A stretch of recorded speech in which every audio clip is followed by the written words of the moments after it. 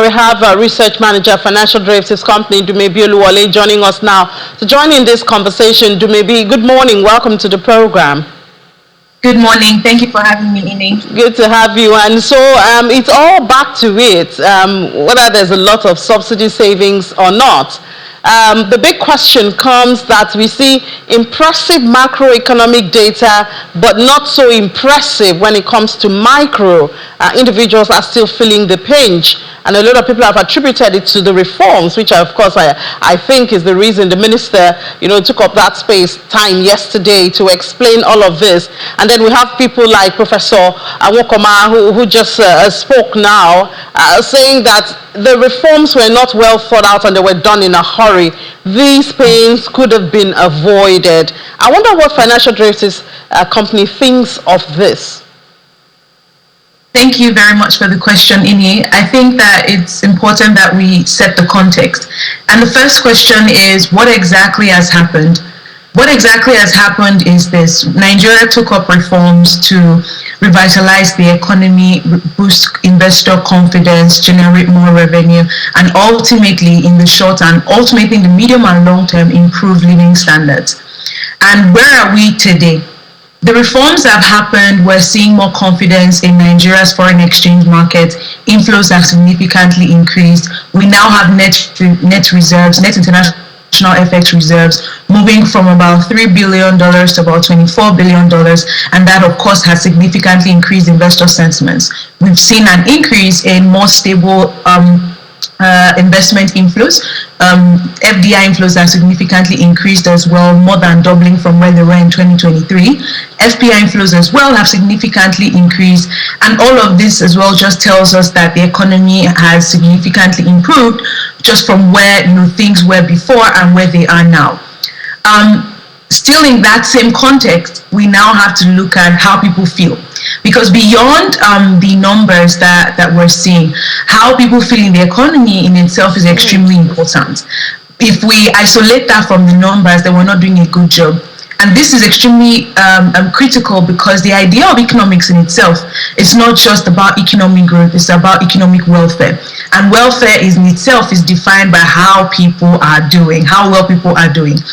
And the first thing that we see is that, number one, GDP per capita has not significantly improved as much as GDP numbers have improved. And this tells us that the level of economic productivity that we're seeing has not translated to improved income for people. It has not translated to better living standards. And when you simplify this even further, because when we speak a lot of this, English, a lot of this economic grammar, I say welfare, living standards, how exactly are we defining this? And it takes us to basic economics. What exactly are the key needs of man? Food, shelter, water, and a better life. And do Nigerians really have this today? The answer is no. Let's start with food. Food inflation is still significantly high. The prices of food commodities between 2023 and 2026 today as we speak has increased by over 300% across the board. Let's look at shelter. Can people really afford better living standards for their homes? Can people afford their rent? The answer really is no, because increase in their income has not materialized as much as their rents have increased. We see people's rent has increased by over 500%, over 300%, over 200%, wherever they're living. An individual's rent has increased from 8 million to 24 million. How are they supposed to pay when their living standards have not improved, that their income levels have not improved, right? And then you look at other things like access to water, right? Look at the rural communities. How clean is their water access? How easier are they finding it to get clean water? Look at the flooding incidents in places that are even highbrow, like the Lekki area. The water there is not exactly clean. Then we go further to safety and security. Insecurity in Nigeria has significantly increased, from kidnappings to Boko Haram incidents. All of that in itself has significantly contracted the level of life and the quality of life of Nigerians. So while on paper the numbers are looking good and it is incentivizing and boosting investor confidence, who are these investors going to serve when eventually their capital begins to translate to manufacturing plants, that we need to employ people and things like that. The safety of the environment is not there. The people are hungry.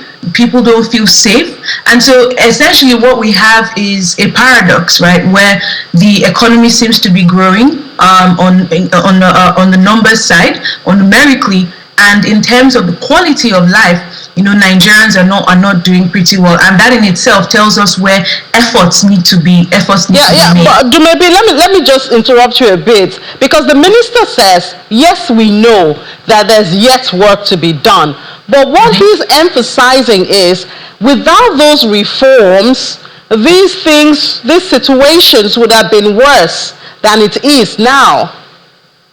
Well, I think that he's not wrong with that statement, simply because these reforms have been necessary for a very long time. And why are we saying this? Let's use the exchange rate for an example. Before 2023, we had an exchange rate gap between the official rate and the parallel rate over 60%.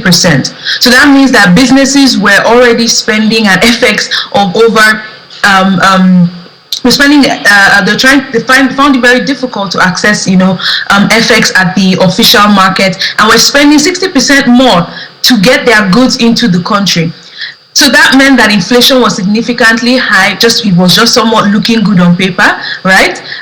There were a lot of capital control measures. Businesses could not easily, get their FX and send FX out, and that in itself reduced a lot of investor confidence. FDI inflows were significantly reducing because there was lack of trust in the economy. So I will say that he's right in that sense, that the reforms are beginning to, re-institutionalize some level of confidence and bringing in the FX that Nigeria needs to stabilize the currency. And if the currency is stable, we should begin to see, inflation dissipate and things begin to improve better. So I think that he's not wrong with that statement. But again, context here really matters. How did the reforms take place? And why is it that even as of today, the quality of life of Nigerians has not significantly improved even with the reforms? And it's simply because of how the reforms took up, right? The reforms were very, very brash. They didn't, happened in a phased approach. It was pretty much ripping the Band-Aid off. And Nigerians have, I've been forced to live with the pain of that. And that brings me to two key things when it comes to, of course, public policy implementation. The first thing is the people, the governed, are truly the ones that face the brunt of, any changes or any policy changes or policy implementation that takes place. And they have to be put at the forefront of those decisions. If not, we have the paradox that we are seeing in Nigeria today. That is one.